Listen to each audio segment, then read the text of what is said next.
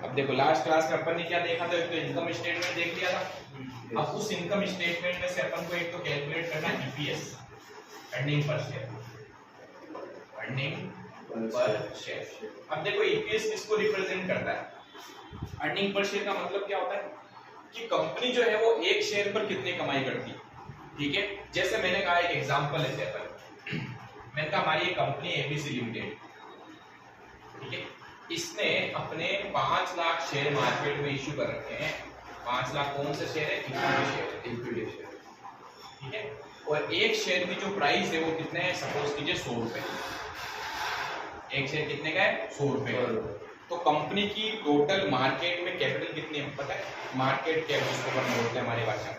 तो इस कंपनी की मार्केट कैप जो है in equity share, market cap in equity share, वो पता है कितनी है?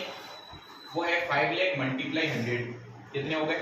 कंपनी ने मार्केट में कितने शेयर इश्यू कर रखे हैं? 5 लाख 100 रुपए का एक शेयर है, तो उसने कम से कम 5 करोड़ रुपए, 5 करोड़ रुपए के उसने शेयर मार्केट में इश्यू कर रखे, यानी लोगों से पैसा लिया हुआ। अब कंपनी कमाई करती है, हर साल करती है। सपोज कीजिए जो कंपनी है वो 2015 में बनी और 2015-16 की उसकी जो अर्निंग थी, कमाई थी, वो थी सपोज कीजिए सारे इनकम लेस करने के बाद, लास्ट टाइम मैंने आपको बताया था अर्निंग फॉर इक्विटी, याद है आपको? क्या था अर्निंग फॉर इक्विटी? जो हमारी इनकम होती है उस इनकम में से सारे एक्सपेंस अपन माइनस कर देते हैं, माइनस करने के बाद प्रॉफिट आता है, उस प्रॉफिट में से अपन प्रेफरेंस शेयर होल्डर्स को उनका डिविडेंड दे देते हैं। किसको? प्रेफरेंस शेयर होल्डर को देने के बाद जो बच जाता है वो किसका होता है? वो इक्विटी का, ठीक है। इसको अपन बोलते हैं अर्निंग फॉर इक्विटी। वो सपोज कीजिए मैंने कहा पहले साल थी हमारे पास अर्निंग फॉर इक्विटी 25 लाख रुपए, ठीक है। फिर 16-17 में क्या हुआ? हमारी अर्निंग फॉर इक्विटी हो गई, अर्निंग फॉर इक्विटी हो गई 30 लाख। हर साल कंपनी क्या कर रही है? धीरे धीरे प्रॉफिट बढ़ा रही है। फिर 17-18 में हमारी अर्निंग फॉर इक्विटी जो है वो हो गई सपोज कीजिए 50 लाख, ठीक है।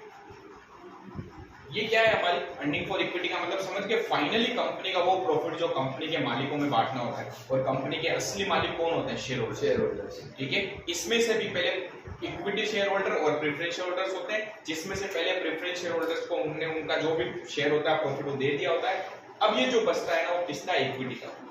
अब अगर कोई आपसे ये पूछे कि 2015-16 में जो कंपनी ने कमाई करी वो कितनी करी? नेट फाइनली 25 लाख, ये फाइनल इनकम है। सब खर्चे वर्चे लेस होने के बाद लास्ट में जो बचा ये अपन किस में बांटना चाह रहे हैं? हमारे इक्विटी शेयर होल्डर्स। तो बताओ कमाई कितनी हुई? प्रति शेयर पर कमाई कितनी हुई? यानी एक शेयर की कमाई अगर अपन को जाननी है, ये कमाई किसकी है? Earning for equity. कितने शेयर पर एक कमाई हुई है? ध्यान से देखना, 5 लाख शेयर तो 5 लाख थे। कंपनी ने पहले साल 25 लाख का प्रॉफिट कमाया। कितने शेयर है कंपनी के पास? 5 लाख है। तो क्या हम कह सकते हैं एक शेयर की कमाई कितनी हुई? आराम से निकाल सकते हैं। तो बताओ अगर मैं ये जानना चाहूं कि पर शेयर की अर्निंग क्या हुई, पर शेयर की अर्निंग क्या हुई, वो अगर अपन को निकालनी है तो अपन कैसे निकालें? हमने कहा 25 लाख रुपए जो कंपनी का प्रॉफिट है डिवाइड में 5 लाख रुपए, पर शेयर की कमाई कितनी? 5 लाख। यानी कंपनी एक शेयर के लिए 5 रुपए की अर्निंग कर रही है। अगर कंपनी आज चाहे तो हर एक शेयर होल्डर को 5-5 रुपए दे सकती है। अब बताओ अगर मेरे पास कंपनी के 10,000 शेयर है तो मुझे क्या मिलेगा? 10,000 इंटू 5 रुपए, एक शेयर पर 5 रुपए मिल रहा है तो 10,000 शेयर पर कितने मिल गए? 50,000। ये किसको रिप्रेजेंट कर रहा है? पहले एक शेयर के ऊपर कंपनी की कमाई कितनी है? 5। यानी जिस कंपनी में हमने पैसा लगाया है या जिस कंपनी में आप पैसा लगाना चाह रहे हो वो कंपनी एक शेयर पर अर्निंग कितना करती है वो भी आप हमेशा देख के सकते हो, तभी तो उस कंपनी में पैसा लगाएंगे। वही बताओ कोई दूसरी कंपनी जिसकी पर शेयर की अर्निंग जो है 5 से 8 है, तो जिसकी ईपीएस ज्यादा होगा, अर्निंग पर शेयर का मतलब क्या हो गया? ईपीएस। इसी को अपन बोलते हैं अर्निंग पर शेयर ईपीएस। जिस कंपनी का ईपीएस ज्यादा होता है वो कंपनी ज्यादा बेनिफिशियल होती है, ठीक है। और अपन सिर्फ एक साल का नहीं देखते, अपन पिछले सालों का चेक करते रहते हैं कि पहले साल क्या हुआ, देखो 5 रुपए, उससे अगले साल बताओ क्या हुआ। अगर मैं 16-17 में ईपीएस जानना चाहता हूँ तो बताओ 16-17 में उसकी टोटल कमाई थी 30 लाख, ठीक है। शेयर उसके वही 5 लाख की। 5 लाख इक्विटी शेयर पर वो 30 लाख रुपए कमा रही है, तो पर शेयर पर उसने कितनी कमाई करी? 6।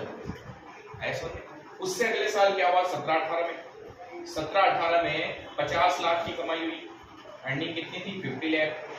शेयर के 5 लाख, यानी इस बार हमारी कमाई कितनी? 10 रुपए। इस पैटर्न को देख के भी कई लोग जो है कंपनीज में पैसा इन्वेस्ट करते हैं। पहले साल कमाई कितनी हुई? 5, दूसरे साल एक शेयर पर कमाए 6, तीसरे साल एक शेयर पर कमाई 10। तो ये किसको रिप्रेजेंट कर रहा है कि कंपनी ग्रोइंग कंडीशन में अच्छी खासी ग्रोथ करी, तो इस कंपनी में पैसा लगाना हमारे सबसे बेस्ट होता है। ये अपन बात करते हैं फ्यूचर के लिए।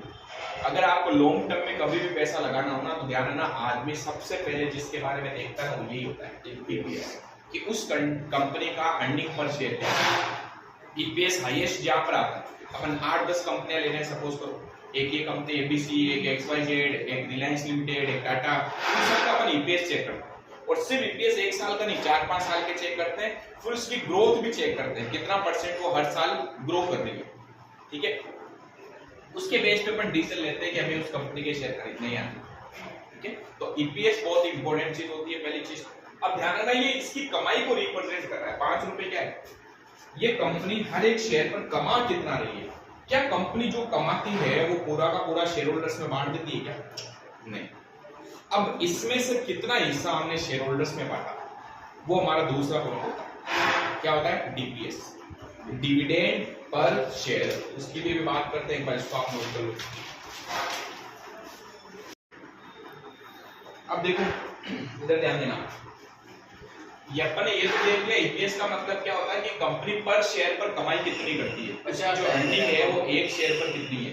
ठीक है, अगर अपन बात करें यहाँ पर कि यहाँ 2015-16 के अंदर कंपनी एक शेयर पर कितना कमाती थी? 5।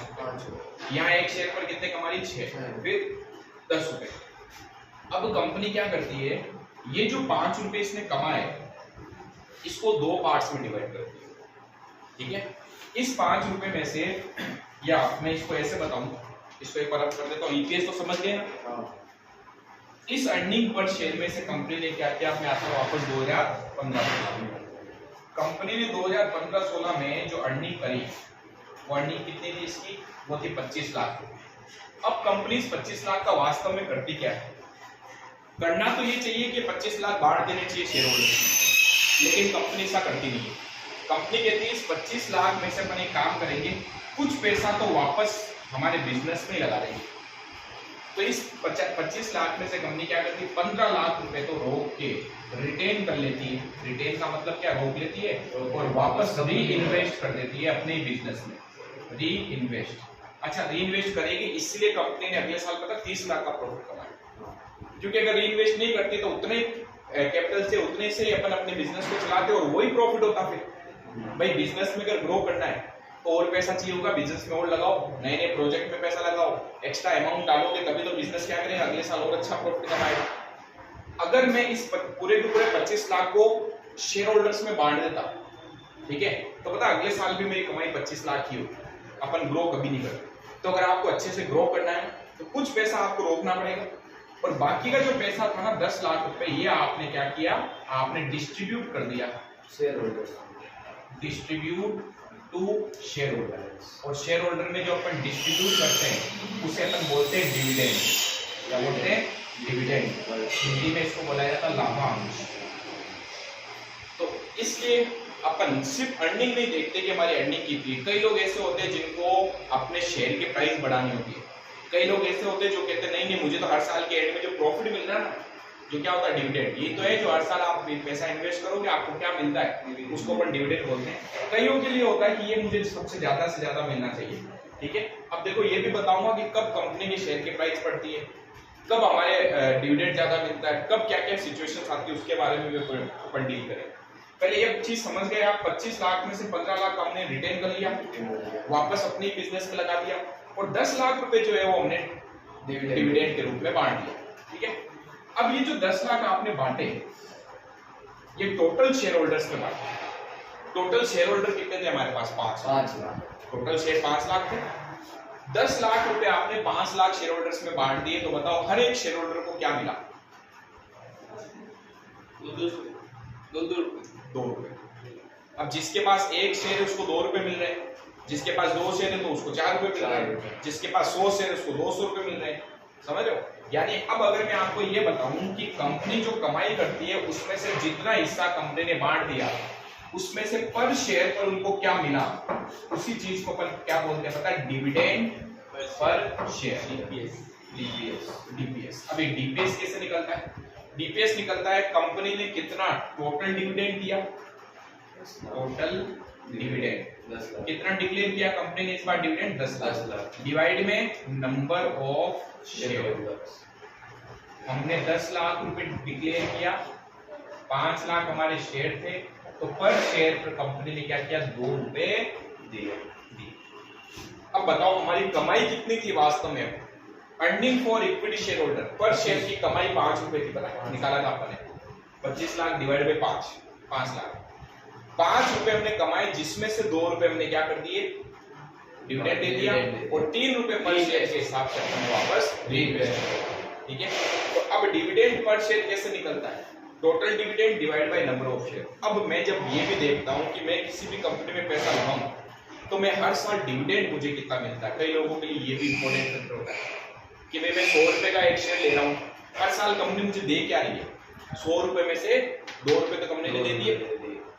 ठीक है, अब ये 10 साल तक अगर पैसा रहेगा तो 10 साल में मेरे पास 20 रुपए तो आ ही जाएंगे 2-2 रुपए के हिसाब से। प्लस ये जो शेयर आपने 100 रुपए का खरीदा था, इसकी प्राइस भी धीरे धीरे मार्केट में क्या होगी? बढ़ेगी। ठीक है, अब एक चीज सुनना, कंपनी जितना ज्यादा रिटेन करती है ना, रिटेन रोक के रखती है अपने पास, उतने ही ज्यादा कंपनी के शेयर की प्राइस मार्केट में बढ़ती है। अगर ये शेयर 100 रुपए है तो ये आने वाले टाइम में 110, 120, 130, 200, 250, 500 तक भी जाएगा। कब जाएगा? जितना ज्यादा आप अपनी कंपनी में पैसा रोक के वापस री इन्वेस्ट करोगे। क्योंकि अगर आपने डिस्ट्रीब्यूट कर दिया तो आपके पास कुछ नहीं बचा, आपने बांट दिया। ठीक है, वही अब बताओ, मेरे पास पहले अगर सपोज कीजिए मेरे पास में 10 करोड़ रुपए थे पहले, जिससे मैं अपना बिजनेस चला रहा था। ठीक है, इस बार जो प्रॉफिट हुआ उसका कुछ हिस्सा मैंने वापस रोका और अपने बिजनेस में लगाया, तो इस बार मैं 10 करोड़ से काम करूंगा या 10 करोड़ 15 लाख से काम करूंगा? 10 तो जैसे जैसे हमारी कैपिटल बढ़ेगी, हमारे बिजनेस का पैसा इधर ये बढ़ता चला जाएगा, वैसे ही हमारे शेयर की प्राइस भी मार्केट में बढ़ती चली जाएगी। लेकिन अगर ये 15 लाख में वापस बिजनेस में नहीं लगाता तो मैं 10 करोड़ से बिजनेस चलाता, और 10 करोड़ से चलाता तो प्रॉफिट अगले साल इतना ही होता 25 लाख का ही मैं प्रॉफिट कमाता। ठीक है, पूरा का पूरा अगर मैं बांट देता किसमें? ओनर्स के अंदर, तो हर साल पहली चीज तो आपका प्रॉफिट जो है वो ज्यादा बढ़ता है। 25 लाख से हो सकता 25.5 लाख हो जाए, 26 लाख हो जाए। तो बिजनेस में प्रॉफिट को बढ़ाना तो पैसा रोकना पड़ेगा। ठीक है, और जितना पैसा रोकोगे उससे हमारे शेयर की प्राइस भी मार्केट में बढ़ेगी। अब 2 किस्म के लोग होते हैं जो शेयर में पैसा इन्वेस्ट करते हैं। एक वो लोग जो चाहते हैं हर साल मुझे जो डिविडेंड मिले वो ज्यादा मिले, यानी वो लोग नहीं चाहते कि कंपनी में पैसा रोका जाए। वो क्या चाहते हैं? डिविडेंड ज्यादा बढ़िया मिल जाए, भले ही शेयर की प्राइस जो है मार्केट में बढ़े या नहीं बढ़े। ठीक है ना। और दूसरे कौन लोग होते हैं जो कहते हैं हर साल भले मत दो, मार्केट में प्राइस बढ़नी चाहिए। समझ गए? तो अब ये दोनों अलग अलग तरीके के लोग हैं। जिनको कंपनी में मार्केट से डिविडेंड ज्यादा चाहिए वो उस कंपनी में पैसा लगाते हैं जिसका डीपीएस ज्यादा हो। जिसको हर साल ज्यादा अर्निंग चाहिए तो क्या करेंगे? वो उस कंपनी में पैसा लगाएंगे जिसका डीपीएस ज्यादा हो।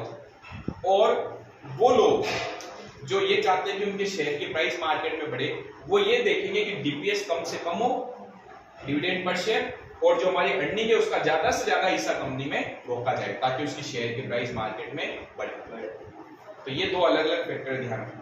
शेयर की प्राइस अगर बढ़ानी है तो पैसा रिटेन ज्यादा करना पड़ेगा, डिविडेंड कम देना पड़ेगा। अगर आपको शेयर की प्राइस को सेम रखना है, ज्यादा बढ़ाना नहीं है, तो डिविडेंड देते जाओ, बोले शेयर होल्डर को खुश करते जाओ बस खाली। हर साल शेयर में मार्केट में शेयर की प्राइस बढ़ेगी, समझ गए? तो ये होता है हमारे पास में डिविडेंड पर शेयर। अब इसको भी नोट कर लो, ग्रुप में डाला था। 15-16 बच्चे थे एक साथ। चलो देखो, अब अपन पहले तो डीपीएस क्या है वो अपन देख चुके हैं। ठीक है, इस एक ही कंपनी का अपन डेटा लेके चल रहे हैं, इसके ऊपर आगे एनालिसिस कर रहे हैं। ठीक है, यहाँ तक तो कोई दिक्कत नहीं आनी चाहिए। ईपीएस क्या होता है? Earning per share. ठीक है, एक तो ईपीएस क्या होता है? एक ईपीएस क्या होता है ये अपन ने देख लिया। अब एक पॉइंट और आता है हमारे पास, डिविडेंड पे आउट रेशियो। अभी जो अपन ने एग्जांपल लिया था उसमें पता है ईपीएस कितना आया था, 5 रुपए आया था। एक कंपनी एक शेयर पर कमाई कितनी करी थी, 5 रुपए, जिसमें से कंपनी ने डिविडेंड कितना दे दिया था पता है, 2 रुपए का डिविडेंड दे दिया। तो अब अगर अपन ये निकालना चाहें कि डिविडेंड पे आउट का रेशियो क्या है, रेशियो का मतलब है कितना परसेंट आपने डिविडेंड दिया। बताओ 5 रुपए में से 2 रुपए तो दे दिए मैंने, दे दिए। तो 5 रुपए में से जो 2 रुपए आपने दिए ना, ये 2 रुपए 5 का कितना परसेंटेज है, वही क्या होता है डिविडेंड पे आउट रेशियो। ठीक है, तो डिविडेंड पे आउट रेशियो का फॉर्मूला बनता है डिविडेंड पे आउट रेशियो। इसका क्या फॉर्मूला बनता है, DPS upon EPS, EPS upon DPS multiply 100।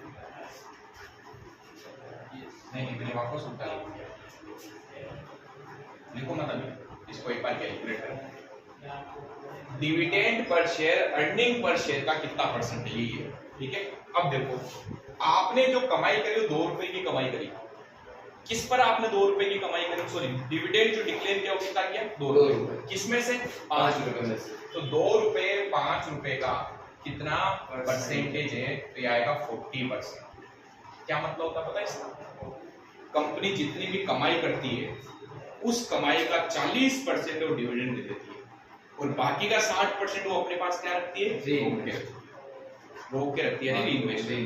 तो डिविडेंड पे आउट रेशियो तो आ गया 40%। ठीक है, अब कंपनियां जब एनालिसिस करती है तो डिविडेंड पे आउट का रेशियो भी देखा जाता है कि कितना परसेंट कंपनी क्या करती है, डिविडेंड में बांट देती है और कितना परसेंट वो अपने पास रोक के रखती है। तो अगर अपन को डिविडेंड पे आउट रेशियो पता चल गया तो अपन रिटेन अर्निंग का भी रेशियो निकाल सकते हैं।